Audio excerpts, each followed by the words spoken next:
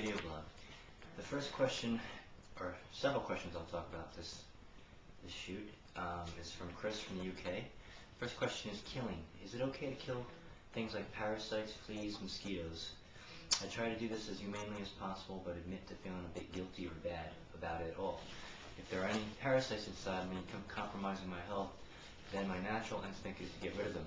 Well, Chris, what it comes down to is, what's your perception of death? Many people have a fear of death, and that seems to be the root cause or underlying reason of all their issues that they may be having, is ultimately their fear of death.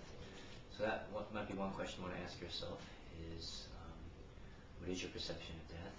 And when it does come down to killing bugs, particularly mosquitoes, parasites, etc., what concerns do you have about that?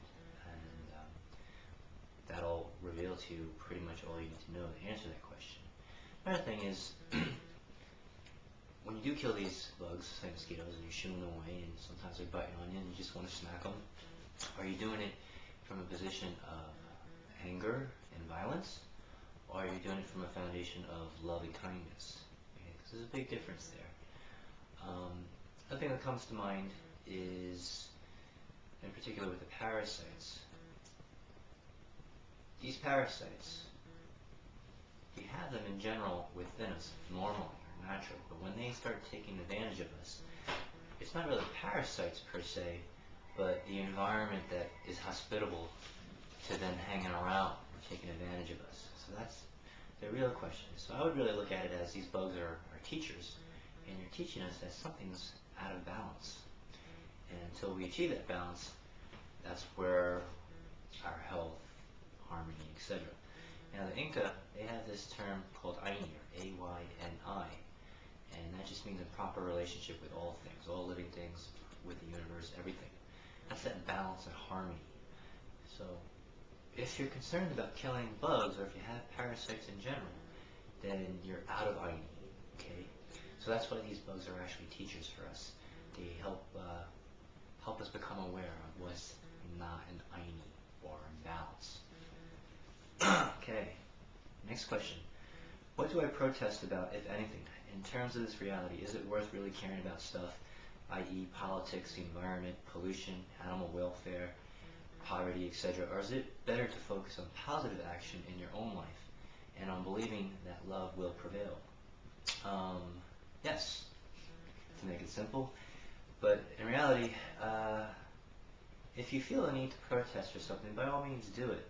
And you have to really follow your intuitions on things and find what really serves you and what doesn't serve you.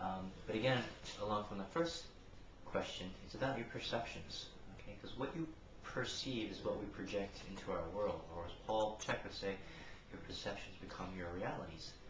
So if you find something repulsive, or you find something that's unbearable, or you just don't agree with, then you might want to look within you, that what is it within you that you haven't addressed or healed that bothers you on that external situation, so to speak. That's what we call our shadow self. Well, Carl Jung. Shadow selves are those disowned or disidentified parts within us that we tend to project onto others. Okay? And people are always mirrors of us, whether it be good or bad qualities. So again, what's going on in the outside world is reflected in what's going on the inside too. Okay. And another thing, a little advice would be, rather than to whenever something does happen, or you do see something on the news or whatnot, try to learn how to stand from a position of non-reaction and non-resistance. Because when we react or when we resist whatever happens in life, that's where problems start to come along. Okay, so try that. Practice the non-reaction and non-resistance. Okay, don't resist life, accept it, surrender to it, and respond to it from a position or a place of love and kindness, okay, rather than anger, violence, or whatever issues that may not be serving you. Okay, third question, and the last one for this video skit, Is it okay to get angry about stuff, or is it better to minimize this behavior in favor of love and acceptance? I guess this goes along the same lines as the previous question. And yes, it does. Again, be aware of your perception of things, and understand that your perception, you are the author of your own story.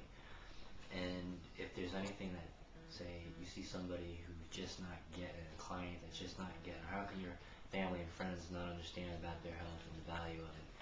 Well, understand that they're the authors of their own story, and they have different perceptions. So it also just might mean that they're just not ready to make the change right now. So the more you go into what I wrote in one of my newsletters a couple months ago, the triangle of disempowerment, the rescuer role, the more you give away your power, you disempower yourself because you're trying to change somebody who's not ready to change. Okay? So the best thing you can really do is to change yourself, because at least you have control over yourself. And the paradox there is you want to help the world, and you would think you would do something to help the world externally, but ideally, and what really it takes some people it takes a whole lifetime to understand this, is when you start addressing your own issues and start healing yourself and start looking within for answers, you no longer question or look for things for answers to address things that you see externally of you. Okay, so that's enough for today. And check out I'll finish up the rest of the questions you have here on another blog. Okay, take care and have a good day.